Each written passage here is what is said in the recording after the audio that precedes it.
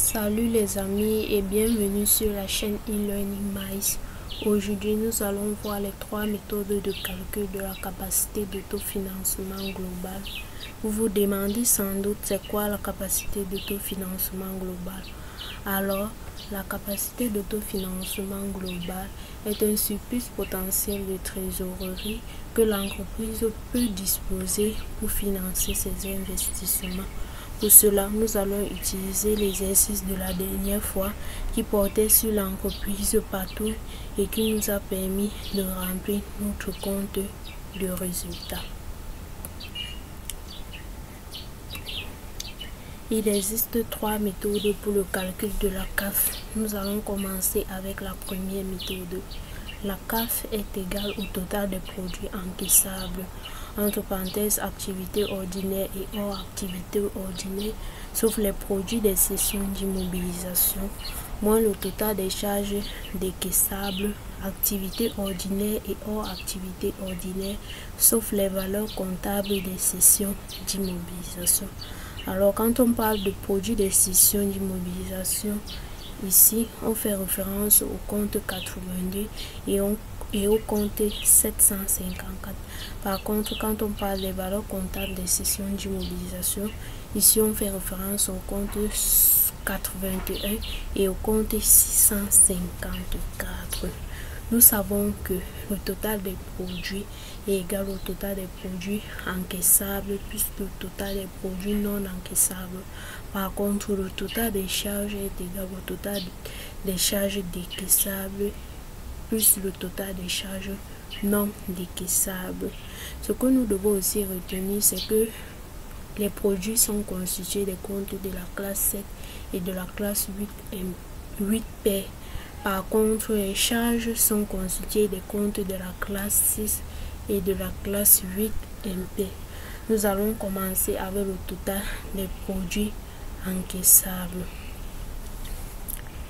Pour pouvoir déterminer le total des produits encaissables, nous devons faire une différence entre les produits encaissables et les produits non encaissables.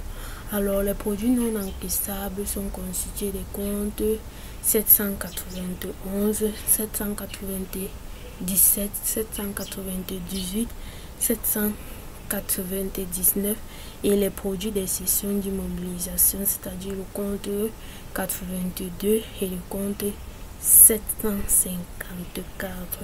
Donc, pour le calcul, on ne doit pas prendre ces comptes. Pour le calcul du total des produits encaissables, on ne va pas prendre ces comptes.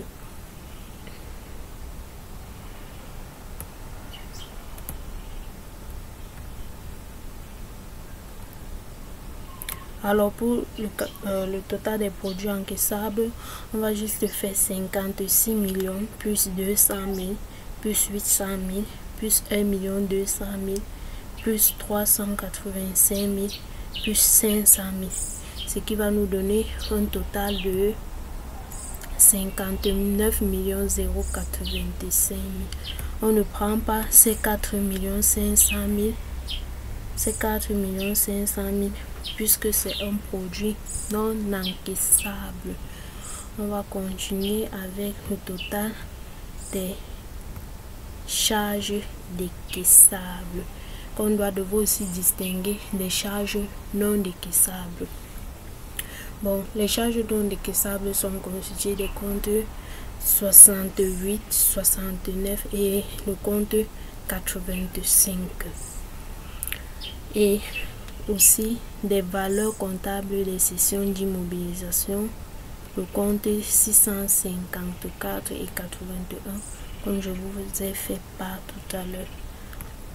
Donc, il suffit d'additionner 36 842 000 plus 380 000 plus 845 000 plus 225 000 plus 233 000 plus 578 000 plus 941 000 plus 848 000 plus 796 000 plus 204 000 plus 1 25 000 plus 4 215 000 plus 143 500 plus 320 000 plus 5 534 000, plus 2 383 000, plus 134 000, plus 367 500. On ne va pas prendre le compte 6813 et le compte 6913 puisque ce sont des charges non décaissables, ni le compte 81, c'est aussi une charge non décaissable, plus 2 610 000, moins maintenant 234 000, moins 150 000, moins 45 000. Ce qui va nous donner un total de 59 478 590. On a fait moins ces trois montants. Pourquoi? Parce que en principe, les comptes de la classe 6 ont un solde débiteur. Mais s'il arrive que ces derniers ont un solde créditeur, pour le calcul des charges décaissables, il va falloir les retrancher du calcul. C'est ce qu'on a fait, ce qui va nous donner un total de 59 478 590, ce qui nous donne une CAF égale à moins 393 590. Nous allons continuer avec la deuxième méthode. La CAF est égale à l'EBE plus les produits encaissables restants, sauf les produits des cessions d'immobilisation, moins les charges décaissables restantes, sauf les valeurs comptables des cessions d'immobilisation. Concernant l'EBE, on a calculé ça la dernière fois quand on présentait notre compte de résultat. Voici ça, notre EBE nous a donné un total de 3 116 500. C'est ça qu'on a reporté ici. Maintenant, concernant les produits encaissables restants, les produits encaissables restants sont constitués des comptes 84, 88, le compte 77 et le compte 78. Donc, c'est rien que ces 4 comptes qu'on va utiliser pour trouver le total des produits encaissables. On part dans notre exercice chercher. On a le compte 77 385 000 plus le compte 846 qui nous a donné 500 000. Quand on additionne les deux, ça nous donne un total de 887 000. C'est ça qui figure ici. Maintenant, moins les charges décaissables restantes. Les charges décaissables restantes, nous avons le compte 67, le compte 87, le compte 89 et le compte 83. Donc on va aller dans notre exercice chercher ces comptes. Ce qu'on voit, on additionne pour pouvoir trouver le total des charges décaissables restantes. Nous avons le compte 83, 2 610 000. Donc on va faire ce montant plus ce montant, compte 89, 1 283 590. Plus on va faire aussi le compte avec le compte 67 plus 134 000 plus 367 500, ce qui va nous donner un total de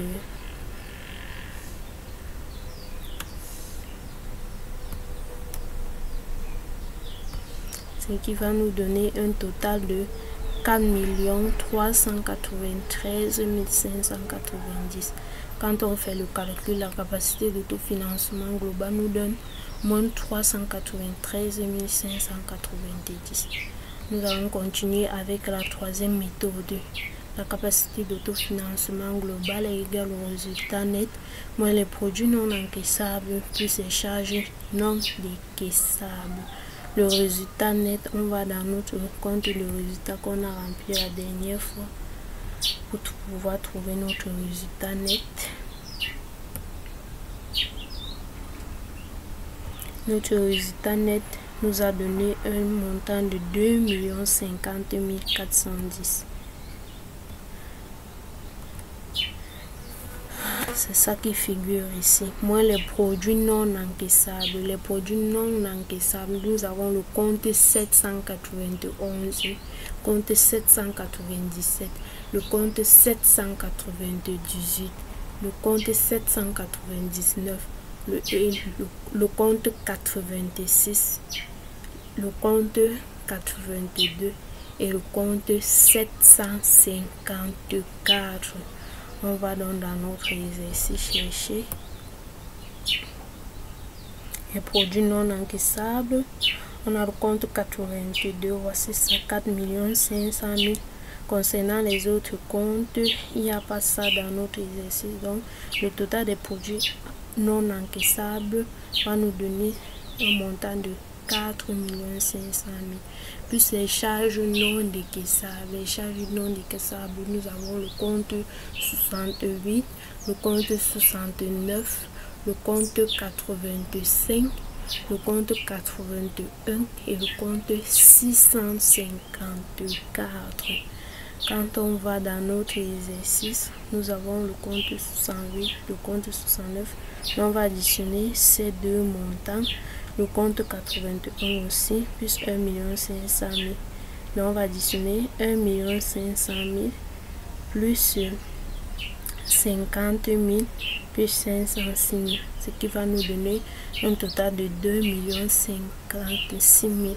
Quand on fait le calcul, la CAF nous donne moins 393 590. Vous voyez que quelle que soit la méthode choisie, la CAF est égale au même montant. C'est tout pour cette séance. Si vous avez aimé, n'oubliez pas de vous abonner, de partager, de commenter et de liker la vidéo. A plus et à très bientôt pour une prochaine vidéo.